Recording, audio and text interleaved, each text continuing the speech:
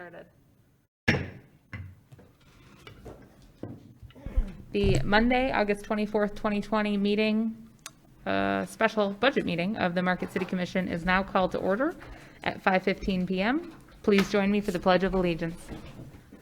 I pledge allegiance to the flag of the United States of America and to the republic for which it stands, one nation, under God, indivisible, with liberty and justice for all. City Clerk, roll call, please. Commissioner Bonzal. Here. Commissioner Davis. Here. Commissioner Frazier. Commissioner Schlegel. Here. Commissioner Stonehouse. Here. Mayor Pro Tem Hill. Here. And Mayor Smith. Here, and Commissioner Frazier will be joining us in just a few minutes. Commissioners, we have an agenda in front of us. I do believe we have an additional set of minutes. If anyone would like to amend the agenda. Commissioner Schlegel? Thank you, Madam Mayor. I would like to amend our tonight's agenda by adding the minutes from the joint City Commission Marquette Township Board meeting, the minutes from that special meeting from Wednesday, August 19th, 2020. Do we have a second? Commissioner Bonzo? I'll second that motion. Thank you. Any discussion? All in favor, please say yes. Yes. Yes. All opposed, please say no. Motion passes 6-0. I have no announcements this evening. Brings us to public comment.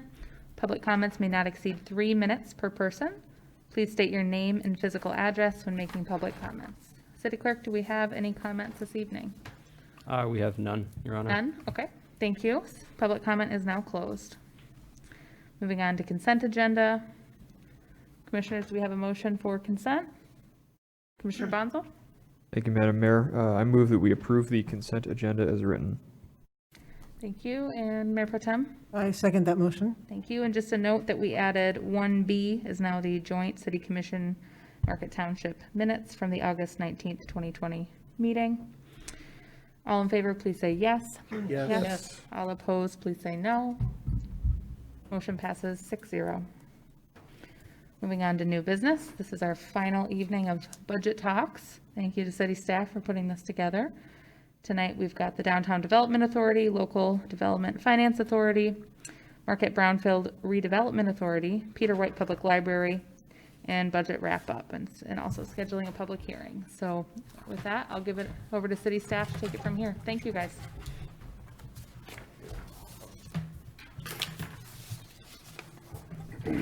Thank you, Mayor, Mayor Pro Tem, and City Commissioners. As you noted, tonight is the last night of fun field nights going over the budget. Tonight's theme is really what I like to call the friends of the city. These aren't really departments of the city, but they do provide a vital function that the city would otherwise have to provide if they didn't. Each one of these organizations, they have their own board, which is appointed by the City Commission. And tonight we're going to hear their budgets. So if we could get started with the DDA with Becky, and we will start on page 250 in the budget books.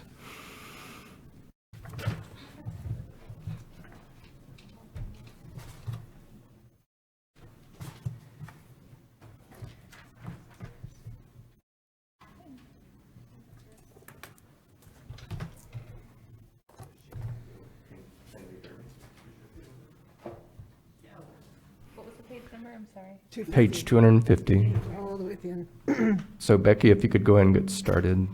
Thank you. Thank you, Gary. Good evening, Mayor Smith, City Commissioners, and City staff. It might seem a bit strange, being the first time in over 20 years, you're seeing a budget presentation by a different DDA director. For those of you who don't know me, my name is actually Rebecca Cinco, formerly Rebecca Coleman, just changed as of last week. I took over as the executive director of the DDA last fall upon Mona Lang's retirement. I know we have a lot of information to cover this evening, and I've heard Gary's previous threats of electric shock for a long presentation, so I'll go ahead and brief and highlight. So as Gary mentioned, we'll start with the fact sheet on page 250. The DDA is a public authority of the city created in accordance with Public Act 197, amended by Public Act 57, to assist in the economic and physical revitalization of downtown Marquette. The DDA is governed by a board of 8 members and the city administered by virtue of legislation. Our authorized positions include members of our staff as well as our maintenance. It consists of 1 full-time executive director and a full-time promotions and events coordinator. Part-time administrative staff is our operations administrator, a farmer's market manager, and an office assistant. Our maintenance staff consists of 1 full-time maintenance coordinator and 2 full-time staff members, as well as 3 part-time staff members. Typically, we are short-staffed at this time, so we're currently hiring for part-time maintenance. And then we also have 2 seasonal market cashiers, and those 2 individuals actually share 1 position, alternate week by week. So jumping ahead to the fee schedule on page 252.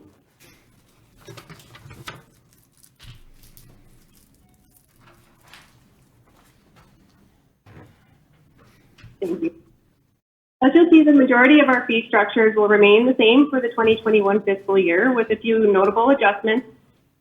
The first being, we are in the process of transitioning from hang tag parking permits to an online digital permitting system. We're anticipating going live with that on October 1st. The online system will conveniently allow users to customize and personalize, manage their own parking account, and will also streamline administration from our side as well. As part of this transition, we do look to increase the monthly cost of rental parking permits by $5 each, and that would be for the daily permit, the 24-hour reserve in the bus ramp, and our 24-hour parking in our residential lots.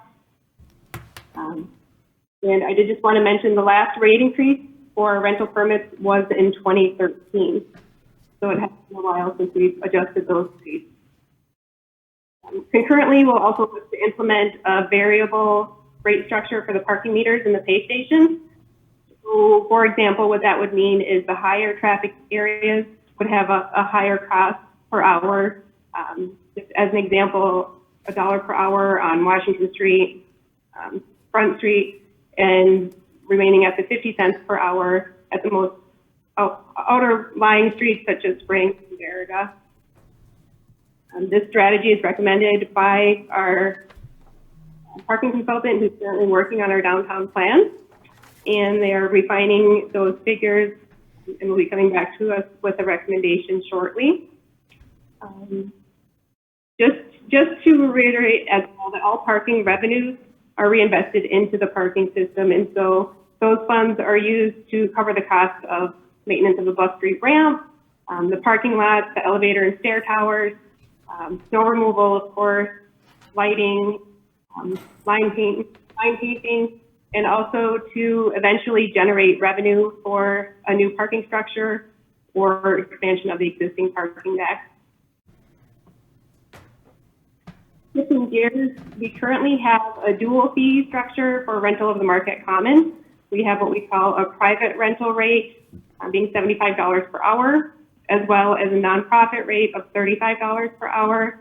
What we're recommending to the City Commission is that we eliminate that $35 nonprofit rate and implement a straight $75 per hour rate, and that's to cover the cost of necessary cleaning, staff time, building maintenance. We found traditionally that the nonprofit rate is not cost efficient, considering the amount of time, staff time it requires. It's difficult to enforce, and it's also more susceptible to misuse. This change in the rate structure would also make it more comparable to what the pavilion is renting for out at the island. Are there any questions on the fee structure? I don't see any questions. Okay, thank you. Yeah, actually, Hold on just one moment. so as someone who has rented the Commons at $35 an hour, When you say misuse, what were you running into? We're running into people when they realize that there is a separate nonprofit rate, looking for other nonprofits rent on their behalf so that they get that reduced rate, when really their event would qualify as the private rate ordinarily. Okay, that's too bad. Okay, thank you. You're welcome. Okay, moving on to page 253, revenues and expenditures. Thank you, Gary. Starting with the revenues, our instrument financing revenues and the 2 mil DDA tax estimates have been provided by city staff. Those are expected to increase proportionately to previous years. Other revenues are anticipated to decrease, and that's for a variety of reasons. One being that our parking revenues for 2020 are down significantly, and this, of course, is due to the impact of COVID-19. For those of you who aren't aware, we did shut down the meters and pay stations between March 15th and June 15th, and we also didn't charge for parking rents for that second quarter of the year, that April through June quarter, and that was to support businesses and downtown employees who were affected by the Stay Home, Stay Safe executive order.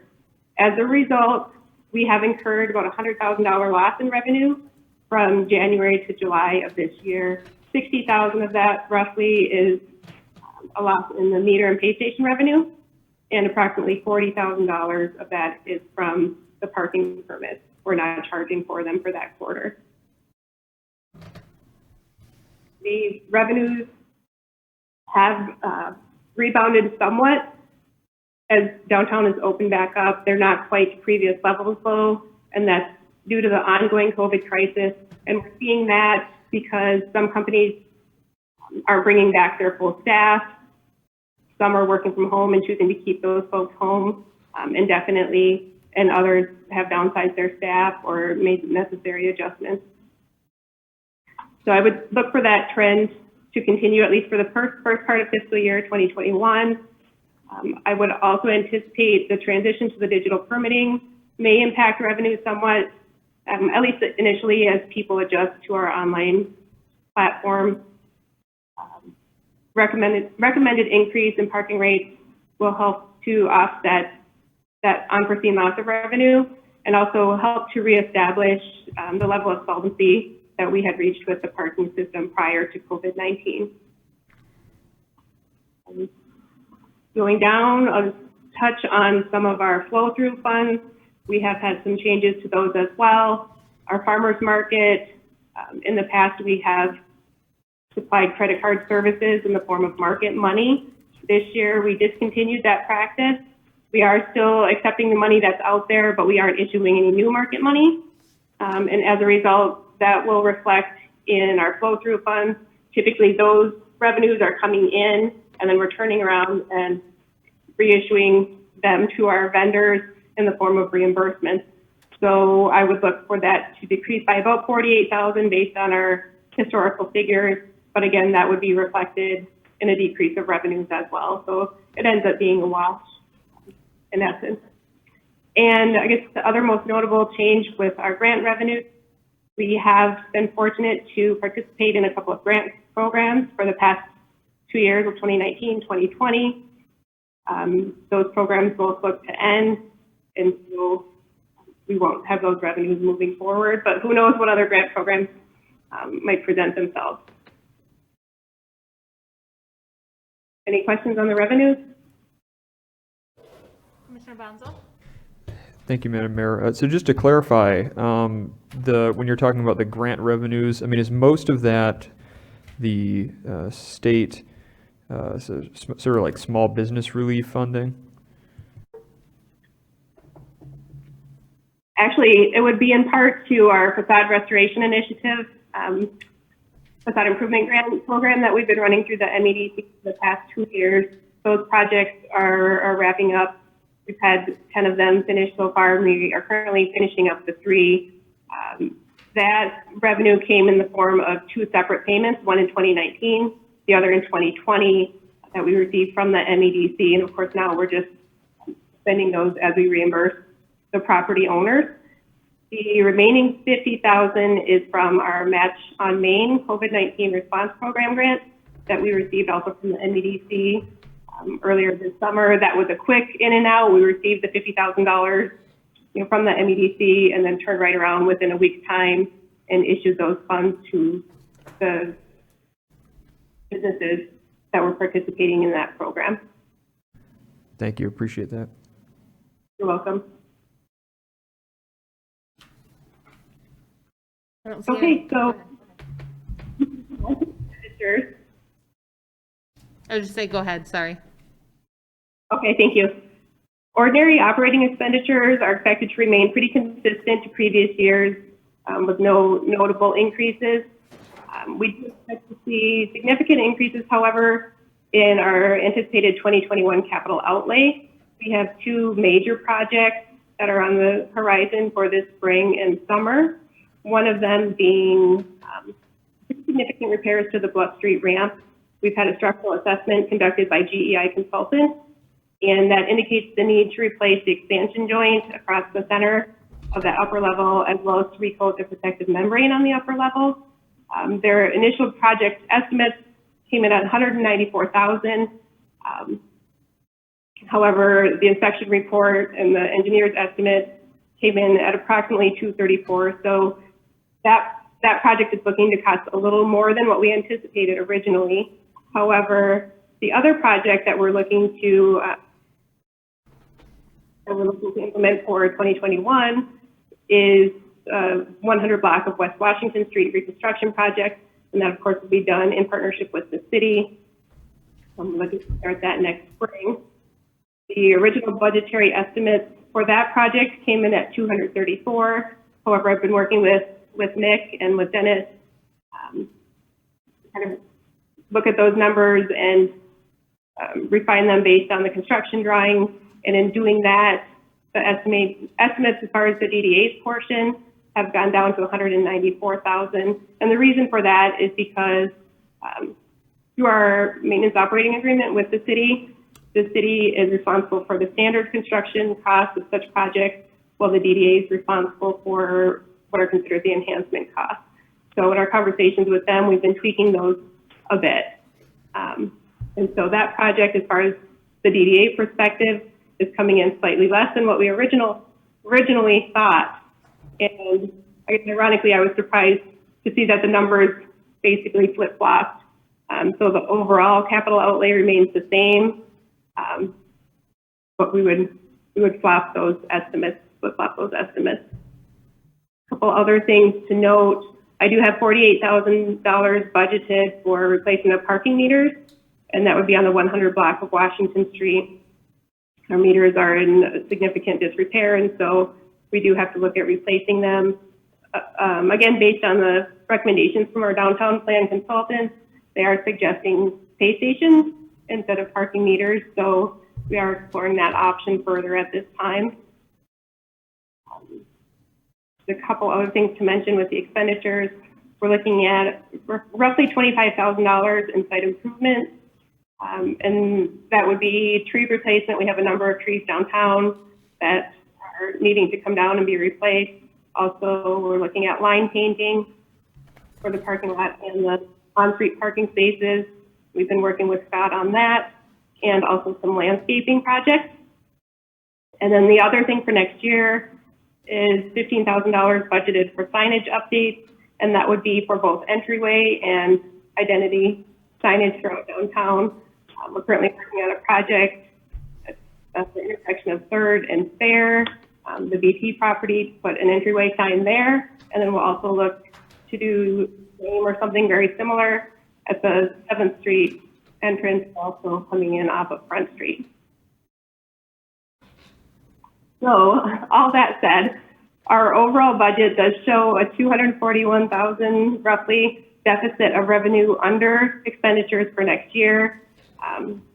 But again, these are both significant projects that we feel we need to undertake at this time.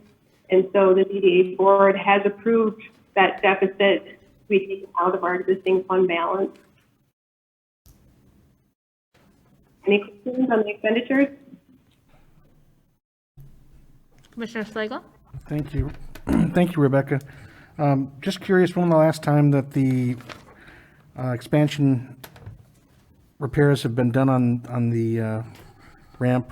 If I'm not, I can't remember personally. I think it may have been within the last 7 years. Does that ring a bell? Yes, that was last done in 2011, actually. And it does have about a 10-year lifespan, so we are looking at the end of that lifespan right now. Okay. And I should also mention that these repairs were originally anticipated for this year, and they were budgeted for this year. However, given COVID-19 and again that unanticipated loss of parking revenue and the hit to that parking system and our parking fund, we have deferred that to 2021. Thank you.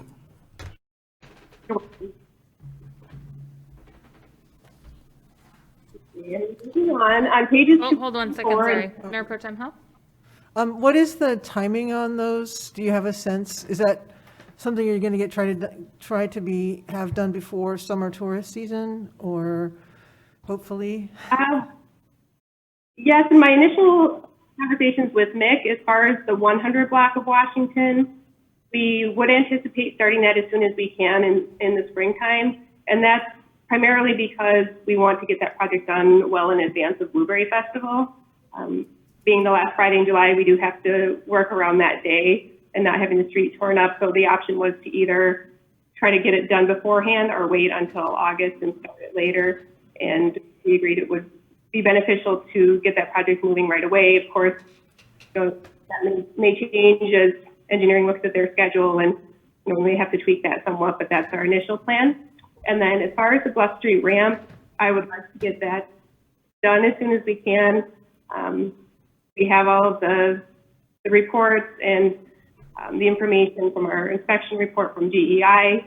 So I will be putting together an RFP. At this point in time, it's difficult to say if we'd be able to do that yet this fall. Oh, wow. I would imagine, though, we'd probably be looking at spring, summer, again, having to work both of those projects into our summer schedule. You can't have them both at the same time, Yeah. or we'd really have parking issues, so. Yeah, that I was also having, that thought. Okay. Well, those do sound like important projects, so thank you for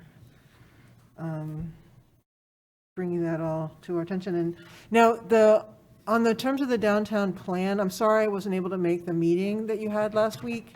Are you going to talk about that at all, or as part of this, or? I wasn't planning on it, but I'm happy to entertain questions if you have any. So, because Yeah, I guess the question can- was a parking, just in general, the parking structure, is that still somewhere in the future, or is that not? They've narrowed it down to 2 primary recommendations, one being the Spring Street lot, because of its location and the development happening in those areas, also because it would be accessible from both Spring Street and Barragad.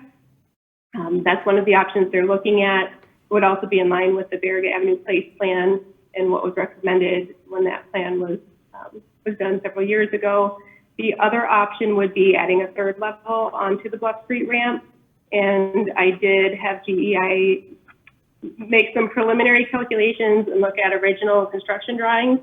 And as near as they can tell at this point, it does look feasible or possible that we could possibly go up another level on the ramp, but that would require some more in-depth calculations and research. Well, thanks for that update. I think I'll get in touch about learning Yep, more. let's go ahead and move on. Yeah. Thanks.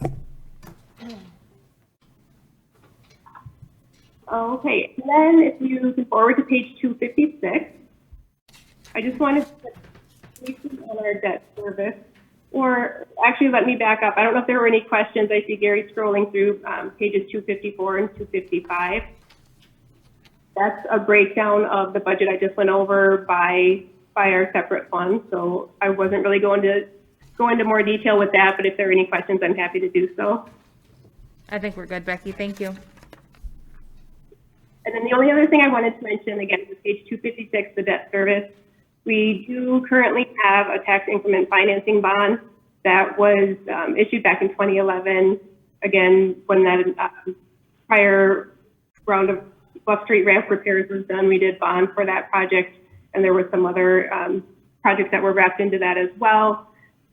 We are looking to continue making payments on that this time through 2026, paying an interest rate of 4.35%.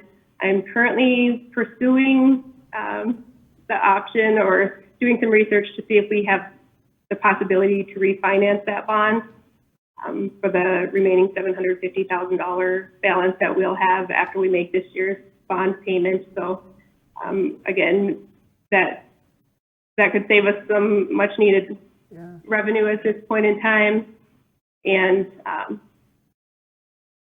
might be able to potentially roll some of those other capital outlays into something with a new bond. But again, that remains to be seen. I'm just in the initial stages of researching that right now. And with that, that's all I had, but I am, again, happy to entertain any questions. Commissioner Davis? Yes, thank you, Becky, or Mrs. Finkel. Thank you for, congratulations for that. I want to go back to the deficit that you acknowledged, and I have to apologize. I thought I was listening intently, but and sometimes you're breaking up. So could you just go over that once again about what the plans are for that deficit? Well, we typically run about $1,000 fund balance. And so, again, due to those two capital improvement projects that we have on the docket, they're roughly, $500,000 in projects that will have to be funded. And so we are willing to dip into that fund balance to make those projects happen. That would essentially drop down our existing fund balance to $777,000. So lower than what we've tried to keep it at traditionally, but again, necessary to move these projects forward. Okay, thank you. Does that answer your question?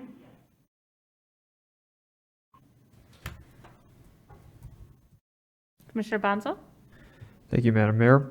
Yeah, I was just curious if the DDA in this budget or in general has considered adding more of the semi-permanent pedestrian crossing signs and crosswalks downtown, because I think that where they've been installed, they've been pretty effective, and there certainly are some other pretty dangerous crosswalks in the downtown district that could use them, in my opinion. Also just curious, sort of in the same vein, if the DDA is considered installing any signage promoting social distancing and mask wearing, sort of like the social distancing signage that the city's installed on the bike path. I'm sorry, on the bike path? Yeah. So the city has installed some signage along the bike path promoting social distancing, sort of a simple visual sign encouraging people to maintain at least 6 feet of distance. And it's been suggested to me by some residents that maybe that would be a good measure for the DDA to pursue in the downtown district as well. So I'm just curious about those two things. Okay. As far as the pedestrian crosswalk signs, I haven't looked into that yet. I know that they're approximately $400 a piece, so that's certainly something that we could look at purchasing. We have purchased the ones that are out there currently. Some of them, I should say, others have come from private donations, just from residents who appreciate having those out there and have offered to purchase them themselves. So that's certainly something we could look at. As far as the social distancing signage, well, we haven't put anything out as far as the sidewalk or our public spaces necessarily. We have provided signage for all of the businesses downtown that's branded with our DDA logo and encourages social distancing and, the 6-foot mark. We have actually a supply of templates that we've provided. So many of the restaurants are using those, or restaurants and businesses. So we have taken those measures, but no, at this point, we haven't put anything out on the sidewalk. Okay, thanks for that clarification. I just think that it would potentially be a good idea to consider. Other Thank you. commissioners? we appreciate you joining us. Congratulations on your recent marriage.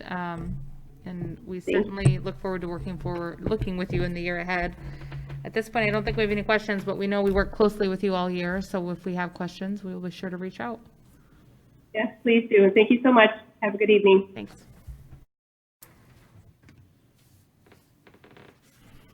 Next up is the Local Development Finance Authority, or LDFA for short, and Leslie Hartman is the chair. Is she on this call?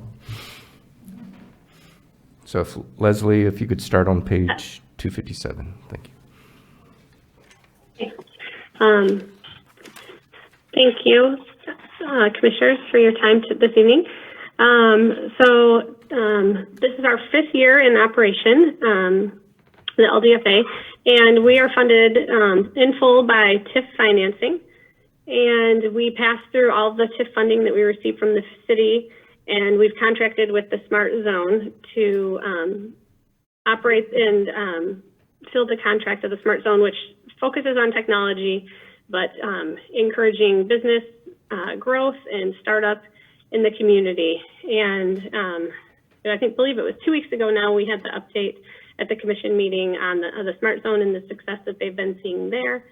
And so this evening we'll be going through our budget request for the 2021. And if you can look, you can see the school and the SET, 656,000, and then from the local TIF, 345,000 that we request. And again, that all passes through to the Smart Zone under the contract that we have with them. I don't know if there's specific questions on the program or programming funds. Yeah, go ahead. I see that it's gone from 306,000 in 2020 to 656,000 in 2021. You're doubling your activity? Yeah, if you look at the projected year end, it was just a miss when we did the original budget. There was probably a little bit higher growth, and I think we had some pretty significant tax tribunals, which we're trying to anticipate, and those turned out more in our favor, so it wasn't as big of a hit. So we are seeing the TIF grow, which is good. We're still a little bit behind the original projections that were made in 2014-15, but everything is starting to get back on track. And this TIF is scheduled to expire in the year 2029.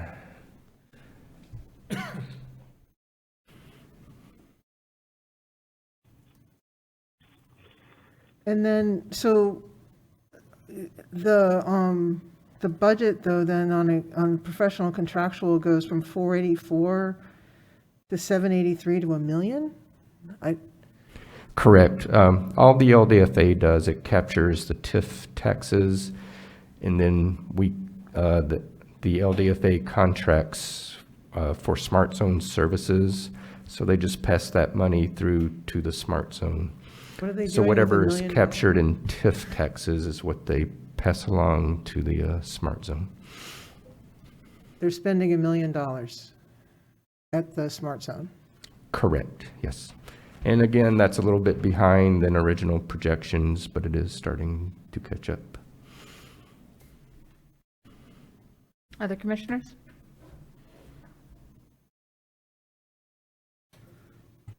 So are we going to see a budget on how they spend the $1 million?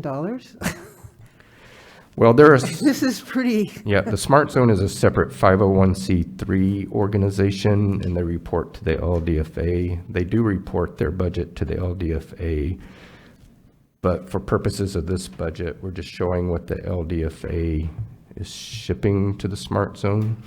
We can provide the budget that the Smart Zone provides, but that really isn't the intentional scope of this budget here. So, but they do account for the money that they're spending.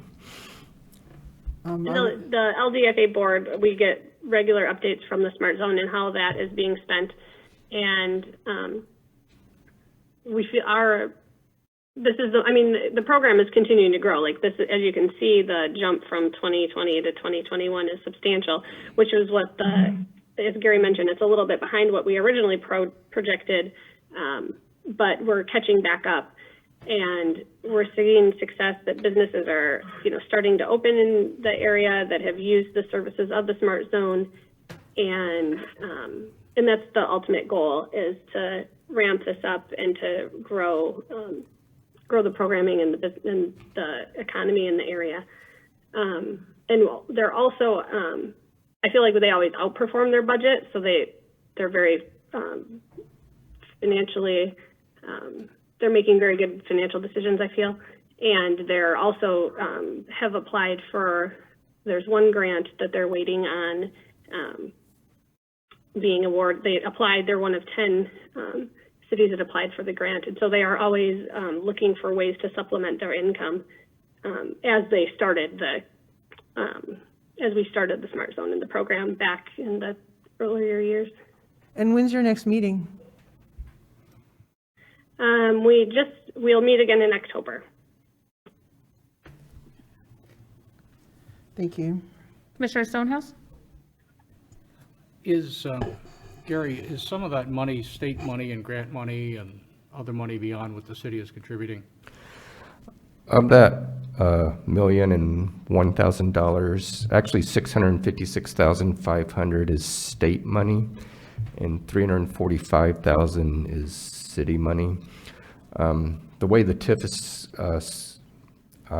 planned and is implemented is we are capturing the state school taxes, and then the state reimburses the schools out of a separate part of money, so the schools aren't impacted at all. And then we're capturing 4 mills of the city millage, and that's going to be capped at $400,000. So when we reach that $400,000, it won't grow beyond that. So we're almost there at $345,000. So possibly next year or the year after, we'll start hitting that cap. What happens to the excess tax capture after the cap? It'll go straight to the city. Thank you. Other questions? Leslie, we really appreciate you joining us this evening and serving on the committee that you do. We appreciate your hard work. Thank you so much. Thank you. Okay, thank you. Next is Sherry with the Marquette Brownfield Authority, and we'll start on page 260 with the fact sheet. Hey, am I unmuted? We can hear you. Go ahead. Very good, thank you. Want to thank you for the opportunity to be here on behalf of the Brownfield Authority. I want to also commend the mayor, the city commission, and the city staff for all of the tremendous support they have offered to the Brownfield Authority and its various projects. I also want to say thank you for the commission-appointed board. We have an absolutely awesome board. And as you can tell, some pretty amazing things are going on. And someone with some awesomeness is with you this evening, also Mary. And I will defer to her at any point if there are questions that are asked that she can better answer than I. So I guess we will start with page 261. Well, actually, we'll start with the overview, the departmental fact sheet, and that has the breakdown of the income and how it has come in over the last 2 years, and kind of a breakdown of the statistics. The only employee is myself at a half-time position. We do have a paid consultant, and as I mentioned, really awesome support from city staff. So just we move on to page 261, which is the Nestle Down. And that was a small project that has been completed. We are now in the drawing down of the 5 years of taxes. And at the end of 2021, we will be fully finished with the nestle down, and the funds will go back to the taxing jurisdictions. We like to show that project off as something that can be done in small amounts. Typically, our projects are much larger, but we like to show that off as some things that can be done to help benefit an area in a smaller dollar figure. Are there any questions on the nestle down income or expenditures? I don't see any. Go ahead, Sherry. Thank you. So we'll move on to Duke Life Point, our biggie project. We like to show that off as the ginormous brownfield authority. We anticipate, we have not received invoices from them yet. So any revenues due them are basically sitting in the account until that is done. But we anticipate that Duke Life Point is going to offer some really good opportunities for us in the future as well, with continued once we get to the 5-year payoff. So we had 2.6 by September 30th that will be coming in, and revenues of 1.9 going out. So I'm sorry, 1.2. So we'll have those available for distribution. We pay the state for funds, and it'll be sitting in the kitty to go back to the developer once the expenditures are submitted or approved. Are there any questions on Duke Life Point? And just to clarify, this is for the new hospital site, and not, there's no plan on the old hospital site yet, is that correct? There is not. I did have a conversation with the CEO on Friday, the CEO of the UP Health Service, and he said they have started to open up the research process again. It sort of lapsed during the COVID, and so they just dropped it, but they have picked it up, and he noted that they will be reaching out to us as soon as that moves along. So That's good to hear. I'm sure we'll be hearing from them. Thank you. So moving on to the 231 West Patisserie, you know, that's the difficult part about doing a meeting like this. It would have been wonderful to bring to you this evening some of the wonderful treats from that. Absolutely. We'll just have to do that in the future. But that again was a fairly small project, but not a difficult one as far as any surprises, you know, in vapor issues or anything like that. So that really has come along very well. And we have a balance in there of $17,950 available for expenses over what we will be submitting to them. Make sure I'm on the right one here. Any questions on the patisserie project? Okay. We move on to Liberty Way, and that too is just kind of a fun, interesting project. Let me find my little notes here.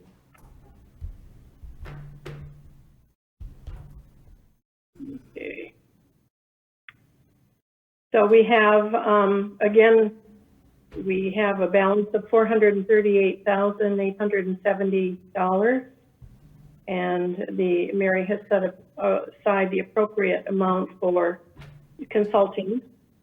So we have, also we have a bond issue there that we pay, so we know what the costs are going to be each year on that, but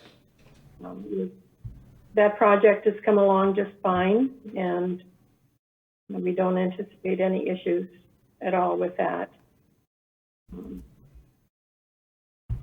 Any questions on Liberty Way? Nope, go ahead, thank you. Okay. So, move on to the revolving loan fund. And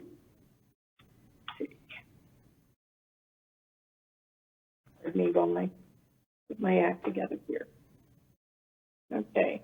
One of the interesting things about the revolving loan fund is going to be the opportunity in the future that we're going to have to perhaps do what the EPA does when they do assessment grants. It would be something, and this might be something that we look at for the old hospital as well, something that just basically helps the group assess what the costs are going to be so they know if they're going to bite off the whole project. But we have currently 138,000 in there currently. So I don't know if there are any questions on that, or if Mary has anything she would want to add to that.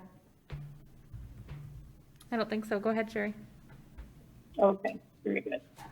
So then we'll move on to Founders Landing, which is lots of fun. I would say that of our brownfield projects, other than perhaps the hospital dropping the former building search for a new owner, was the hotel, the Fairfield Inn.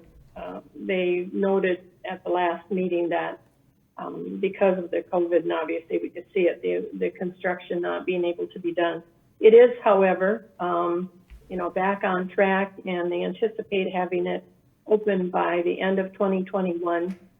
And I think that's going to be very good news for visitors to our area, certainly to tax revenues. It's going to be very helpful in any other projects that the city is involved in.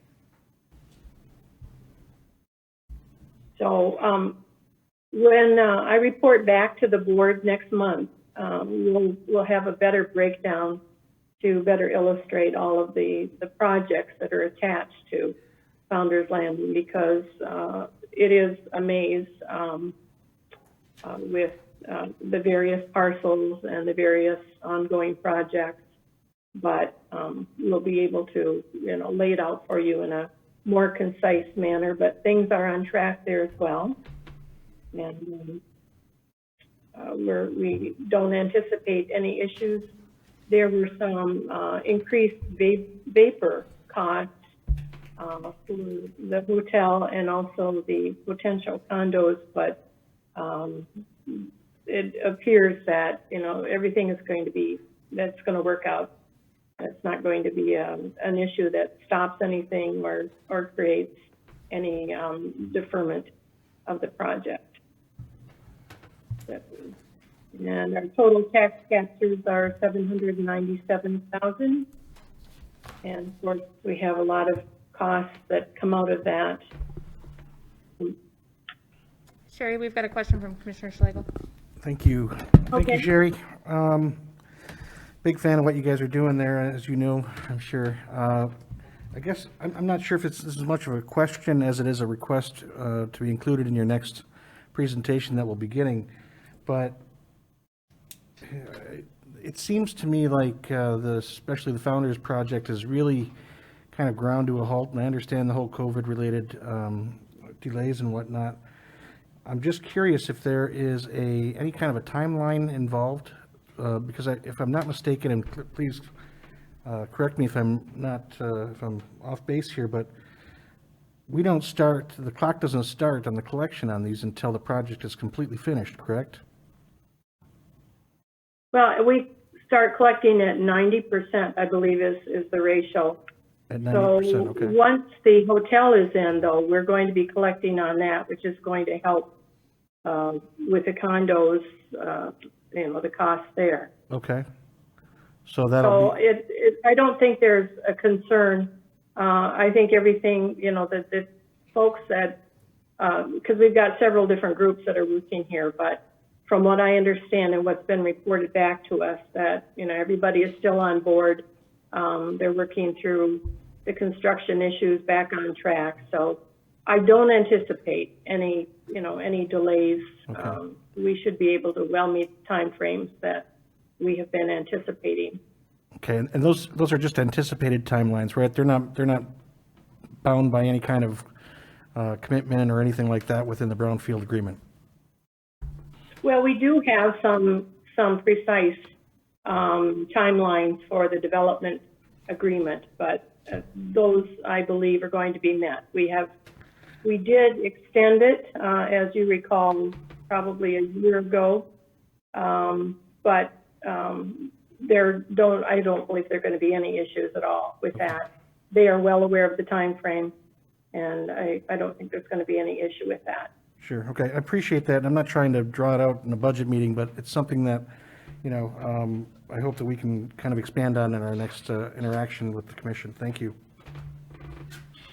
Thank you. Other commissioners? I don't see any Is other there a questions right now. Go ahead, Sherry. Thank you. Okay. Let's see. So the cliff style revenues, and those have, as you know, that is how we have utilized the cliff style revenues to help with the contractual arrangements that have been mandated as far as, making sure all the tests are done and that sort of thing. So that has worked out well. I don't know if Mary or Gary have anything they want to add to that, but I don't anticipate that there will be any change in process with that, even though once the land is actually utilized again, other than, the one area that probably will never be, that's going to change the kinds of testing that we have to do. It will no longer be on us. That will go to the person that is going to be developing it. So we can look at that as a change. So what do I have left? And we can see about Founders Landing. So I guess that, did I miss anything? Guess not. I guess that's all the fun we had. I did want to mention one of the things that we have done, because we've got a couple of exciting little projects coming around the bend, and there's one that will be coming over to you most likely in September. But what we have done is when we get commitment tentatively from the Brownfield Authority, we invite these folks in, let them make a presentation, and if the Brownfield Authority is comfortable with it, thinks it's a good fit, then they invite them to present or to invite a brownfield plan. And what we do, a couple of things with that. The first thing we do is affix a fee to them that is based upon an approximate cost of what it would take for the consultant to do the brownfield plan, so that we aren't taking that out of our budget off the top. And that has worked out very well, and that people have been very willing to do that. And the other thing that we do is we work very closely with the city staff, the city manager, and Gary and Mary and Dennis and Dave, in making sure that before we jump in ahead of a project, that this is a project that's going to be a benefit to the city, a great use of tax dollars, and something that obviously, fits all the codes, but more importantly, philosophically fits what the city is looking for, or complements something that the city is doing, like, water sewer systems, or, piling projects, or things like that, that we can complement the project with the city project. So I guess I want to assure the city commission that we work very closely with the city. We don't go tearing off and, just let anybody walk in the door. It's very well reasoned. And as I mentioned, we have a board that has multiple talents, and what one doesn't question, the other one will. So it's pretty well vetted by the time they are even invited to have a brownfield plan done. So, and we also have a good partnership with the LDFA and with the DDA, and in a couple of the current projects, we'll definitely be having some interagency conversations with them to see how it's all going to fit together. So, but feel free at any time to contact me by phone or email.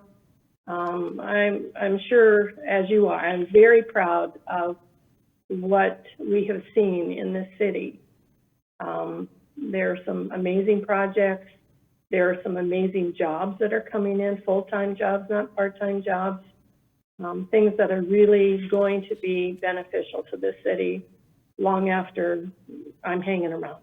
But again, I want to thank you for all the support that you provide and the awesome staff that work with us on that. Are there any other questions of the Brownfield Authority? No other questions. We certainly appreciate your efforts. I know that you work hard on these projects and upcoming projects, and we look forward to seeing what 2021 brings for us. Thank you so much. Thanks, Sherry. Have a good evening, everyone. Okay. Thank you, Sherry. Next up, and this isn't part of the budget book, it was a separate handout. I put one at each one of your places where you're sitting. And I'll also put it up on the screen, but we will start with the library fact sheet. And if Andrea could take over, would appreciate it. Thank you. Good evening. Thanks for allowing me to come in and talk about our budget with the City Commission. We appreciate very much the support that the City Commission and city staff show to the library and our efforts to present library services for the community in a way that meets community needs. The fact sheet is comparing 2020 to 2021, and you'll notice that there are a few things that are different from the previous year. We did have some changes in some staffing duties and titles as retirements happened and people moved into different roles. So I told Gary as I was putting our numbers in from this year, I had to go back and kind of retroactively change some of the job titles as were presented last year because they had changed with the fiscal year as we had some changes in staff. So you'll probably also notice the program statistics comparing funding year 18, 19, and 20. Those statistics are very different for 2020. We are, of course, wrestling with the fact that we are not currently providing walk-in service for library patrons in the community, and that is greatly impacting some of our statistics. I don't know if anybody has any questions about the fact sheet information or if I should just get right into the budget. I think go ahead. Thanks, Andrea. Sure thing.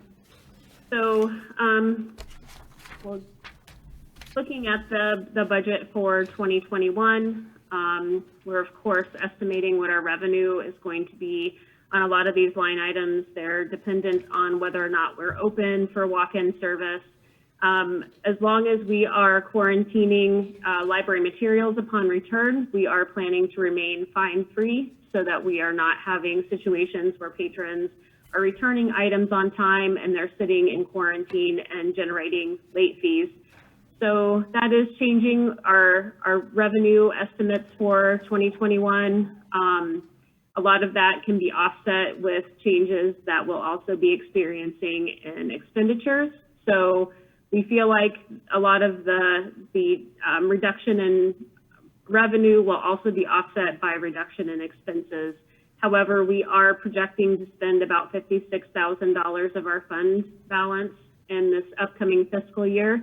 That's something that, I feel very proud that we're able to do, because for a lot of years, the library didn't carry much of a fund balance and did not have a whole lot of financial stability in the background to be able to support the library's budget if there was an emergency. And I think we can all agree that COVID presents itself as a emergency of sorts.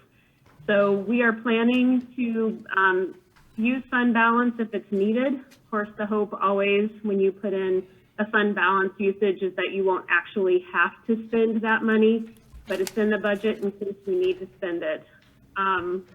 A few other notes about upcoming revenue estimates. We are estimating that we'll receive about half of the state revenue that we normally receive. We're usually in the 30,000 range as far as state aid funding goes. And we're not really sure what to estimate as far as what we'll see from the state directly. And we've not received any estimates from the Library of Michigan at this point in time. So we are estimating that we'll receive about half of that revenue, but that is to be seen. And then a few other things about library revenues in the upcoming year. We are not anticipating a downturn in our fundraising efforts. We think that we're going to be pretty much right on target with where we've been in previous years. And that includes not running the spelling bee this year. We've decided that that is an event we don't feel like will be reasonable for us to plan for and execute in February. So we're going to just give it a rest for a year and hope for better environment for fundraising activities such as the spelling bee in future years. And as far as expenditures go, we're not really projecting a whole lot of changes across the board.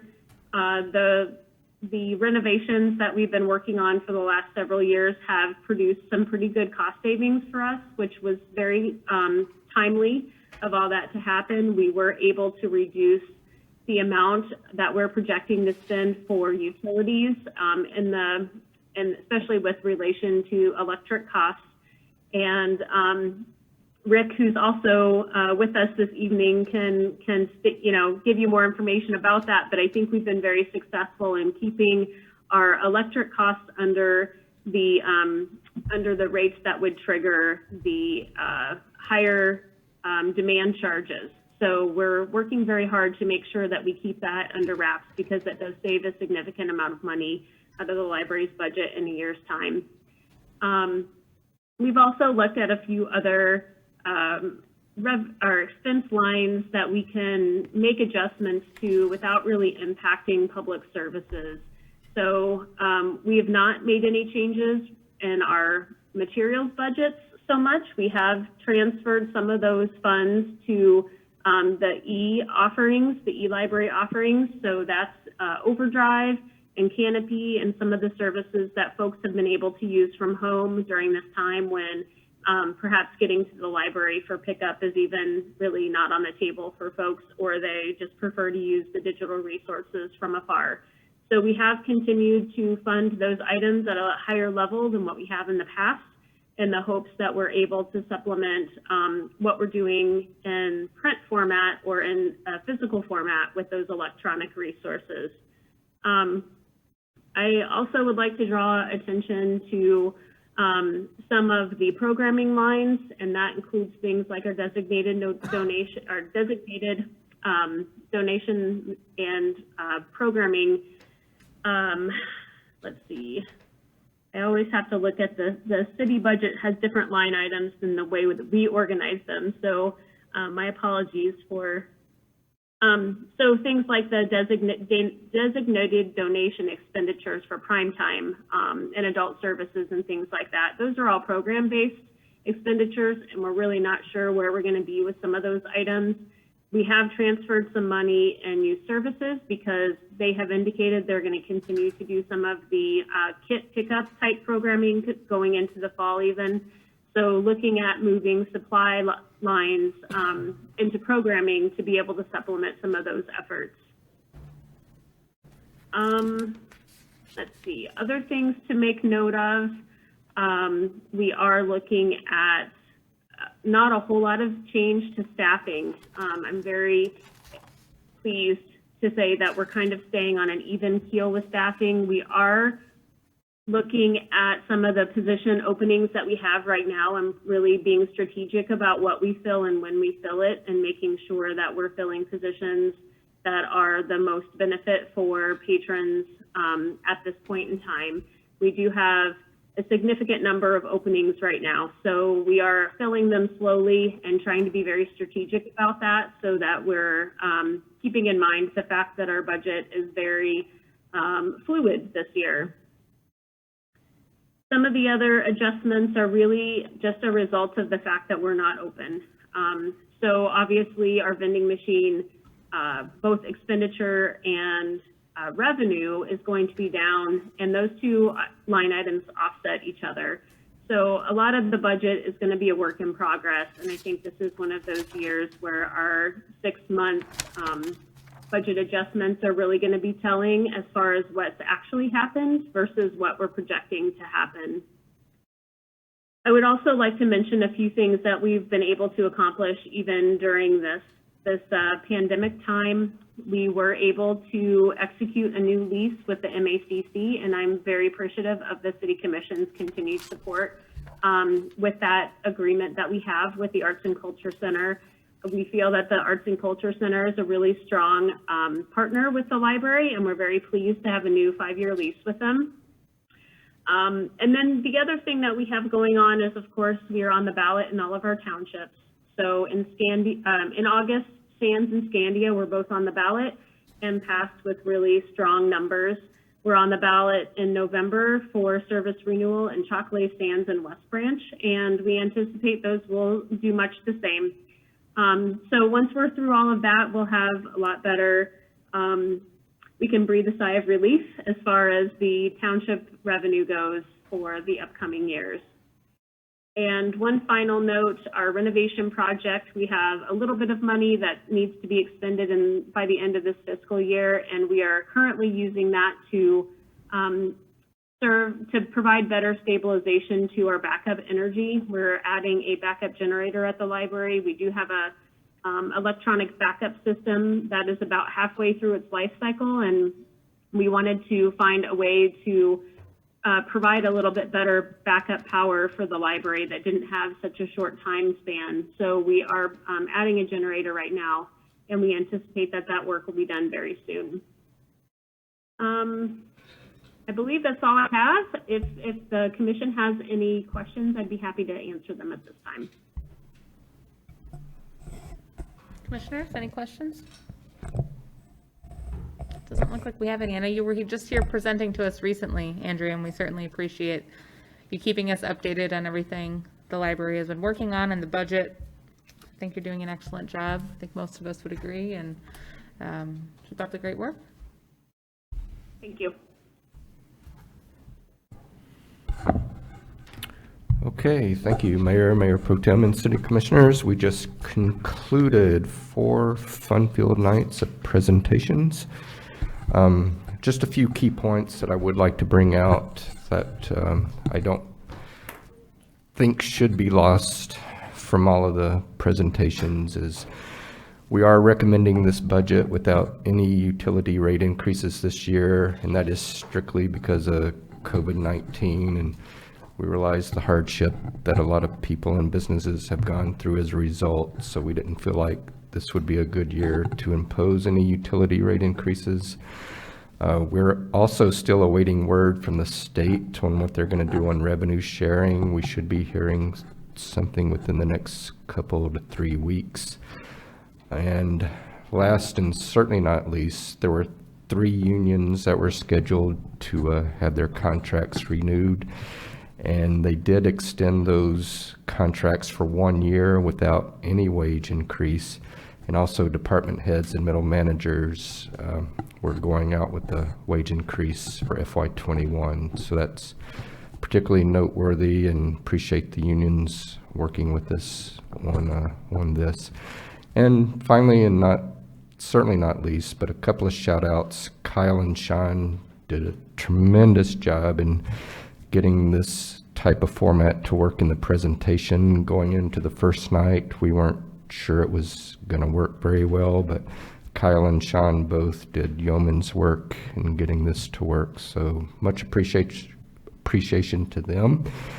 And the staff accountant, Katie, who made everything so that you could read it and actually see what's going on, and got everything organized. Much appreciation to her. Other than that, I'm finished with my comments, and I don't know if the city manager would like to say anything. Just one clarification on the 3 unions. Only 2 of the 3 have agreed to extend their contract for another year without any changes. The fire department has chosen to renegotiate, and we're in the process of that right now. That's all I have. Thank you. Thank you. All right, thank you, Gary and city staff. Nicely done. I know it's been a marathon here of budget meetings, but at this point, I think we are looking to schedule a public hearing. We've got item number 7. Do we have a motion to do so? Commissioner Bonzel? Thank you, Madam Mayor. I move that we schedule a public hearing to review the budget for September 14th, 2020. Do we have a second? Commissioner Davis? I will second that motion. All in favor, please say yes. Yes. Yes. All opposed, please say no. Motion passes 6-0.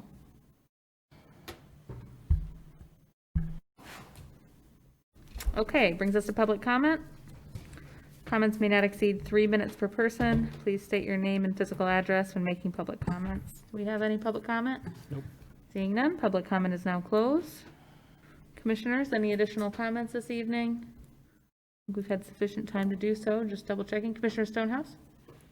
Well, I'd just like to add my thanks to the mayors, to the staff and the manager, and Gary particularly from the financial side of putting this budget together, and particularly also to Sean and Kyle for what they've done.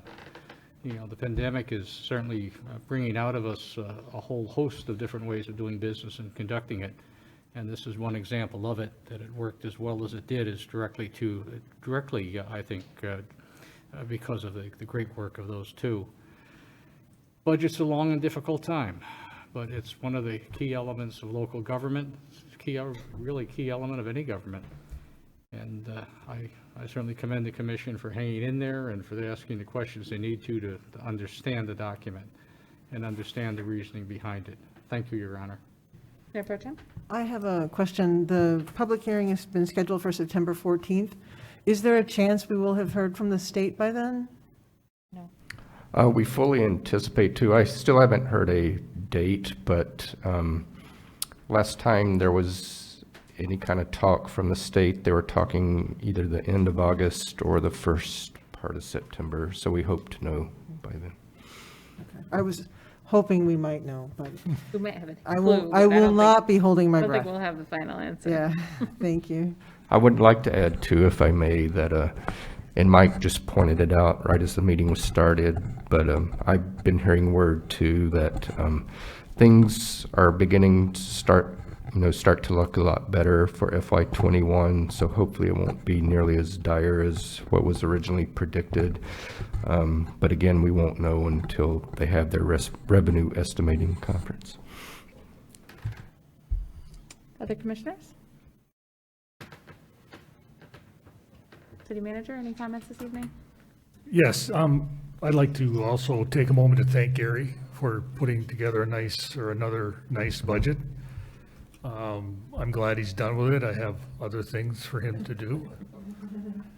And Sean and Kyle, I mean, Sean's been and they've both been a godsend to help us deal with the digital process. And I have to say that the first meeting we had, I think, was the only time I've seen Sean frustrated and bouncing around the chambers and trying to do 15 things at one time, but he handled it very well, so I'm very thankful for that.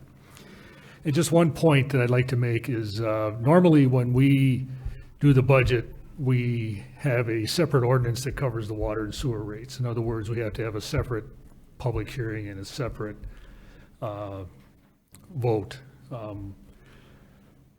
This is a good year for us to make a change, and we're working on changing that ordinance to allow you as commissioners to approve the water, sewer, and stormwater rates at the same time you approve the budget, as opposed to having a separate meetings and separate hearings, so you don't have to run that gauntlet twice.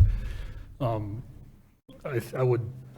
not sure if I have it for this Monday. I haven't seen the agenda yet, but we'll have a first read on that ordinance change coming up for your consideration. It just worked out that we're not having a rate increase this year, so it's a good time to do this, but we all agree that it's kind of a double whammy when you have to do it now and then you have to do it again in October. And if you remember, every year there's confusion as to when that rate change occurs. You know, we'll pass it in October or November, retroactive to October 1st, and then people get miss or goofed up about how their bills are calculated. So with this change, we anticipate it's smoothing it out and at least giving you the opportunity to consider the change. So that's all I have. Thank you. We are adjourned at 6:31 PM.